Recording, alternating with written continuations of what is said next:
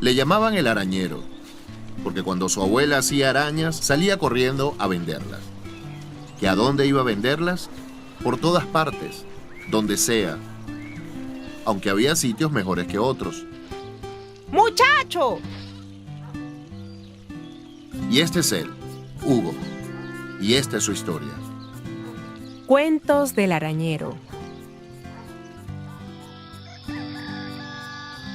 Hugo nació en una casa de piso de tierra, de pared de tierra, con muchos pájaros volando por todas partes. Hasta había unas palomas blancas. Y allí vivía con su papá y su mamá, que eran maestros de escuela, su abuela Rosa Inés y todos sus hermanos. En la casa tenían un patio lleno de muchos árboles: ciruelos, mangos, mandarina, aguacate, naranjos, maizales. Ahí aprendió a sembrar maíz para verlo crecer, para luego moler y hacer las cachapas. ¡Muchacho! Su abuela le gritaba. ¡No te encarames en esos árboles! Hugo y sus hermanos buscaban las ramas más altas de un matapalo que había en el patio y se lanzaban para caer sobre las matas de un topochal que les hacía de colchón. ¡Muchacho, te vas a matar! ¡Mira que el diablo anda suelto! A veces a Hugo le daba miedo porque pensaba que si el diablo andaba suelto de verdad... Cuando pasaba don Mauricio Herrera con su bicicleta, uno ya sabía que iban a apagar la planta. Era como un reloj. A las 8 en punto pasaba. Ahí pasó don Mauricio. En la casa prendían las velas o las lámparas aquellas de querosén. Se apagaba la luz una primera vez, era el aviso. Después venían 2 apagones. Y a la tercera se iba la luz en el pueblo. A la luz de las velas le pedía a su abuela que les contara un cuento, y ella hablaba de un Cabo Zamora, de un Chávez, abuelo de ella, que se fue con el Cabo Zamora y no regresó más nunca. Los niños oían a las abuelas hablar. Cónchala, que él sí fue maluco. Dejó a la mujer sola y le dejó a los hijos. O a las abuelas de los Frías, que hablaban de un maluco, un tal Pedro Pérez Delgado, que tuvo 2 muchachos con Claudina Infante y se fue. Pero esas leyendas, esos cuentos, ya son otra historia que un día les contaré. La abuela Rosa Inés enseñaba a Huguito y a su hermano mayor, Adán, a leer y escribir antes de que fueran a la escuela. Retiraban todas las cosas que había encima de la mesa y les daba clase.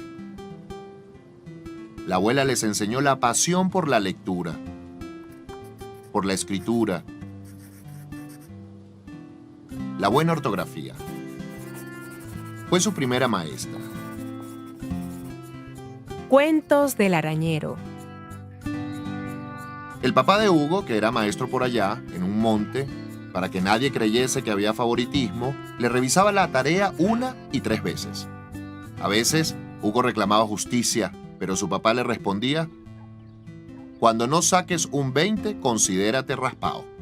Cuando llegaba el fin de semana, el papá de Hugo llevaba a la familia al Cine Bolívar de Sabaneta. Era el único cine que había por todos esos pueblos, y la entrada costaba $1. Tintán, Chucho el Roto, El Águila Negra. ¿Cómo disfrutaba Hugo con todas esas películas? Pero si no sacaba 20, nada. Se quedaba sin película mientras lo consolaba su abuela Rosa Inés.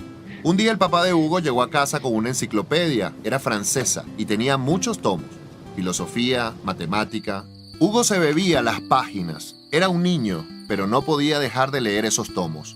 Un día, entre las páginas de aquella enciclopedia, leyó una recomendación. Usted piense. Usted piense. A partir de ese día, Hugo empezó a pensar todas las cosas que hacía. Estoy limpiándome los dientes. Se decía mientras se limpiaba los dientes. Estoy jugando béisbol. Se decía mientras jugaba béisbol. Estoy disfrutando con mis amigos. Se decía cuando estaba con sus amigos. Y llegó a la conclusión que esa era la fórmula para entender lo que estaba viviendo, para no pasar la vida como una nube. Cuando la abuela Rosa Inés llegaba a la casa, siempre saludaba a la Virgen de la Soledad. Buenos días, Virgen de la Soledad. Según la abuela, la Virgen de la Soledad era quien cuidaba la casa cuando no había nadie. A Hugo le gustaba escuchar las cosas que su abuela explicaba, y a veces pedía a su abuela que le contara historias antiguas de la familia. Cuentos del arañero. Hugo tuvo una bisabuela a la que llamaban la Negra Inés. Dicen que era una negra despampanante, famosa en todo el llano. La Negra Inés, la de la casa del Semeruco, cerca de la iglesia. No es que dicen, es que era verdad. Porque cuando en un pueblo pequeño 100 personas dicen lo mismo, es que es verdad.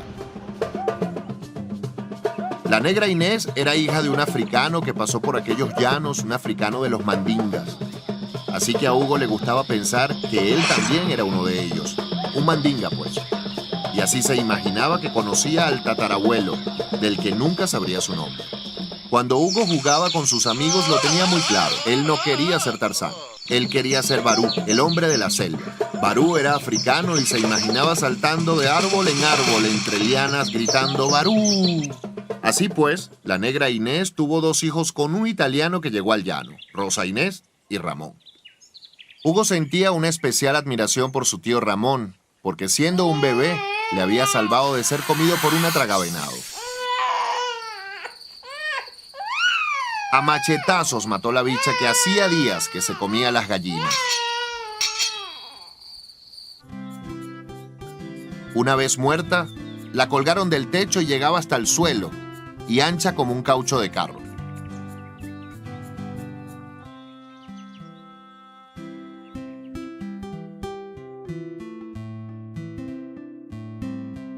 Tenía varios años que no pasaba el 31 con toda la familia. Llegó de sorpresa a su hermano Adán a su casa y estaban, como siempre, jugando el dominó en la tarde. Desde hace 15 o 20 años es la partida de dominó en la tarde. Luego estuvieron brindando en la noche del 31, por lo que pudo haber sido y no fue, por el futuro, por lo que va a ser Venezuela y será. El primero fueron todos a visitar una finquita que tenía su papá y allí echaron una partida de bolas criollas. Hugo jugaba con su nieta y le decía: «Mira mi vida cómo pasa el tiempo. Yo te vi así, como la nieta, cuando tú aprendías a caminar y andabas por ese mismo patio queriendo agarrar mingo». Jugó también a Chapita y fueron a la orilla del río a explorar por un caminito. Hugo intentaba pasar desapercibido, pero unos niños le gritaban: «¡Chávez, Chávez, Chávez!». Hacía muchos años que no se sentía así. Lejos del mundanal ruido, en la orilla de un río, de la mano de sus hijos y su nieta, de sus padres, de sus hermanos y amigos. Fue como mágico. Y por un momento se olvidó de ser presidente, se olvidó de todo eso y volvió a ser el niño aquel que corría por Sabaneta vendiendo arañas.